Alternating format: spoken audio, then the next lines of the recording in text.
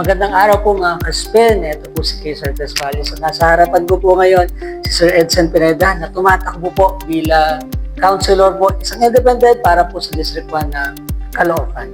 Magandang araw po, sir. Magandang araw din po, Sir Case. At salamat po sa pagpaunlak sa akin sa oras pong ito. Ito po isang karangalan na malaki po sa akin para mapatid po natin, mapabot po natin sa taong bayan ano man yung mga plataforma, programa po natin na gusto pong ipagkaloob po sa kanila. So, handa na po ba kayo? Okay? So, Simulan na po natin. So, siguro po mas maganda, tawagin ko na kayong Konsi.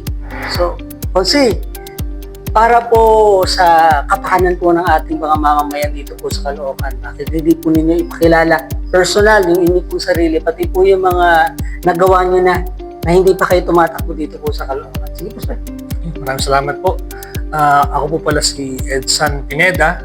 Ako po yung taga Phase 1 Bagong Silang po. No? Ako po ay 40 years na pong naninirahan din sa Bagong Silang. At ako po ay tumatakbo isang independent city councilor ng District 1, Caloocan. At ang mga nagawa na po natin ay of course medyo marami-rami na rin. Way back 2022 pa ito. Kung saan may mga programa po tayo sa kabataan, katulad po ng mga youth camp, na kung saan nakapagbigay po tayo ng 8 bus para sa isang barangay sa 178 na dinaluhan po ng 319 participant. Then nagkaroon din po tayo ng programa regarding sa urban farming gardening na kung saan ito po isang seminar na para sa mga gusto pong magtanim, no? So we initiate the program para sa mga HOA sa 178. Then nagkaroon din po tayo ng Bayanihan Caravan na isa sa mga legasiya po na nagawa natin para itulong naman po sa mga mamamayan ng Bagong Silang. Wow, so ito pong Bayanihan Caravan, gusto ko pong malaman. Medyo maganda po pakinggan. Paano po nag-run po itong Bayanihan Caravan? Unang po sa lahat, ito pong Bayanihan Caravan po na ito ay isa sa mga inspirasyon na nakita ko na sabi ko, why not magbigay tayo ng programa na hindi lang isa o dalawa, kundi sinagad ko na po sa 16 na programa. No, na yung programa po na to, iba't ibang klaseng programa po ito, katulad ng mga libreng massage, libreng hilot, may chiropractic, merong libreng gamot sa mga senior, meron po gamot sa mga bata, may free facial, free warts removal, basta 16 po yun na kumbaga pinagsama-sama ho natin ito sa isang event, no? Sa isang malaking covered court, no?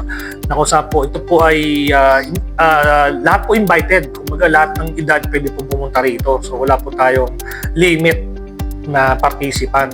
So yun po yung sa mga big event po na nagawa natin sa loob lang ng 3 buwan, pagkandak po tayo ng 8 batch, so yung sabihin 8 covered court, ito sa Bagong Silang, isa sa 178 ng Bayanihan Caravan na kung saan in-offer natin sa taong bayan para maging programa sa mga komunidad natin. Wow, so Konsi, 8 batch. Medyo marami-rami na rin siguro. Pero saan po kayo kumuha ng budget nito? Yun po isang malaking tanong dyan, saan galing ang pondo, no? Actually, talaga, bago ko po ito naisip gawin, yan po talaga yung sa mga katanungan ko rin sa sarili ko. Saan ako kukuha ng malaking pondo? Siguro po sa karamihan mag-iisip, meron tayong nalapitang politiko, baka meron yung nalapitang mga negosyante, o may mga backup o baka mayaman si Konsi. Kaya nagawa niya yung Bayanihan Caravan ng halos linggo-linggo ang programa. Pero sa katotohanan lang po, talagang wala po tayong nilapitang politiko. Never din po tayo nag-solicit, no?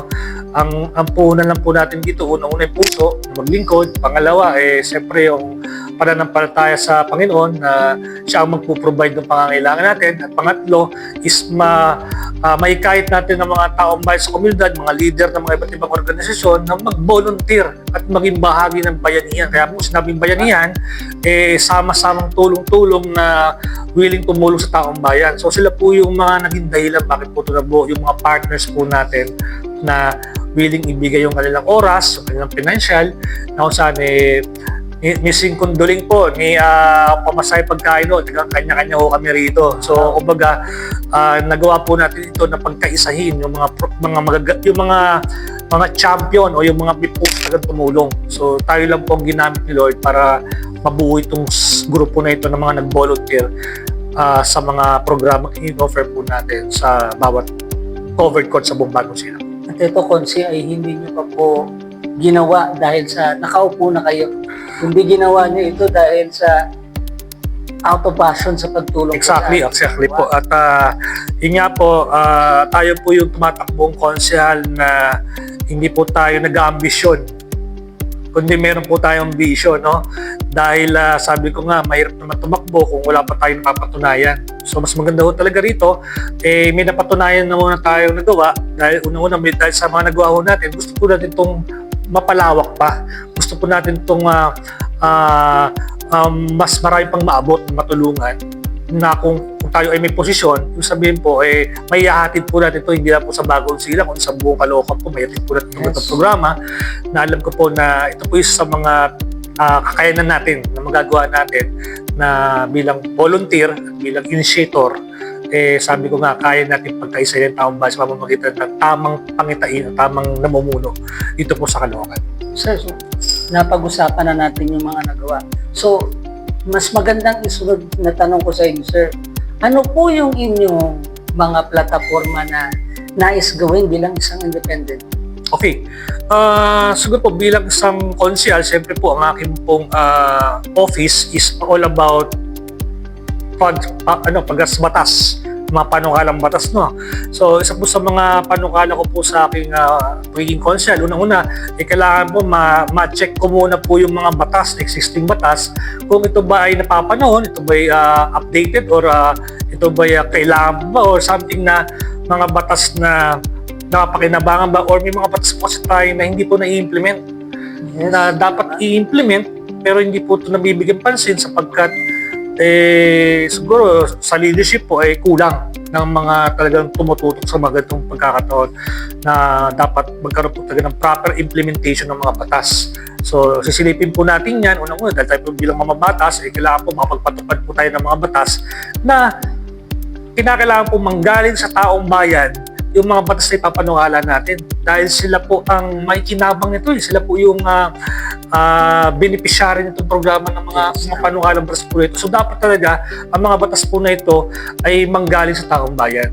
So magkakaroon po talaga tayo ng ugnayan na hindi lang po matatapos sa eleksyon po na ito, kundi ang inyong pong lingkod ay mararamdaman ninyo ang aking serbisyo na hindi na po ngayong kampanya kundi after election po at tayo po iloobin na rin makaupo, mararamdaman niyo po ako sa inyong mga barangay, no? Sa inyong komunidad, sa ating komunidad, sapagkat yan po yung talaga yung aking naisin na magkaroon po ng partnership ang komunidad at ang gobyerno sa pamamagitan po ng tinatawag ng Community Empowerment Partnership program po ito, na kung saan gusto ko pong i-organisa ang lahat po ng sectoral group sa buong Caloocan, especially mga seniors, solo parents, PWD, mga TODA, mga HODA, mga PTA, o yung mga vendors po na yan, sila po yung mga sectoral group na nakikita ko po kinakailangan pong i-organisa at bigyan po ng sapat na atensyon sapagkat may mga kanya-kanya po yung pangangailangan. Ganun po especially po mga kabataan po, no?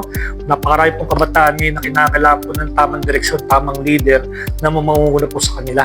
So yung sabihin po, lahat po ng mga sektor po na ito na banggit ko po ay tututukan po natin to na maabot yung kanilang tinig at maramdaman po nila ang inyong lingkod na tayo po ay kumakatawan sa mga sektor po na ito para bilang sa mambabatas po, maihatid po natin yung kanilang mga hinaing, yung kanilang sigaw, no? Yung kanilang damdamin sa konseho at isabatas yung mga dapat isabatas na naayon doon sa kanilang pangangailangan at interest. So isa po sa mabigat kong tanong, sir, bakit po kailangan ng Caloocan ang isang Edson Pineda? Sa tingin ko po, kailangan po nila ang isang Edson Pineda dahil unang-una, meron po tayong vision. Meron po tayong pangitain. So, hindi po tayo nag-aambisyon para maging politiko, kundi meron po tayong vision na kung saan gusto po natin itong palawakin, gusto po natin itong mas lalo pang ma-enhance at ma-empower pa ang mga taong bayan po at sa pamamagitan po ng pangitain po na ito na bilang isa pong leader nyo ay magagabayan po natin yung mga taong bayan po sa pamamagitan po ng tamang pangitain o tamang pananaw sa taong bayan. Kung saan ito po yung aking personal na pananaw po sa aking pagtakbo na makita ang mga taong nagkakaisa, may kausayan, produktibo, may maunlad at may malalim na pagmamahal sa tao, sa Diyos, sa kalikasan at sa bansa. Ang bawat sektoral na mga grupo ng ating komunidad. So, yun po yung aking vision at pagkaisahin ay importante po magkaisang taong bayan. Kaya po, isa po sa mga naging programa natin that time, yung Bayanihan Caravan, na pagkaisa po natin yung mga iba't ibang sektor dito. So, yun po yung isa sa mga dahilan. Pangalawang dahilan siguro na tayo po ay bakit kailangan ng Caloocan. Siyempre, sa huli po, unang-una ay bilang isang single din, siguro isang asset ko rin yun, no? Na mas matututukan po natin yung ating pamahalaan o ating syudad na kumbaga wala po kayong kahati sa akin. Kumbaga, pamilya si Consi. single eh. Kumbaga, may panahon, may oras, no? At I think marami tayong magagawa no, sa ating mga kababayan sa Caloocan. Kaya po sabi ko nga, baka panata ko na ho ito na, na kumbaga, kumbaga asawa man ako, kailangan na-achieve muna po ako. Kasi alam nyo, meron po kasi dalawang dahilan bakit po ako tumatakbo para bago ko malimutan. Unang-unang dahilan po ay gusto po natin magkaroon ng legasiya sa ating komunidad, sa ating syudad. Legasiya po na kahit wala na ho tayo, pinag-uusapan pa rin po tayo. Yan po yung pinakamahal. O, yun po yung pinakamahal, legasiya. Pangalawa po, sa uli, ay tayo po ay nag-i-invest na kayamanan sa langit. Sapagkat ang katwiran ko po, lahat naman ng bagay sa mundo to maiiwanan naman natin. Lahat ng, kumbaga, mas maganda po kung mag-i-invest po tayo sa langit sapagkat natin babalik sa langit at pagbalik po natin doon, marami tayong reward na matatanggap dahil tayo po ay nag-invest sa lupa.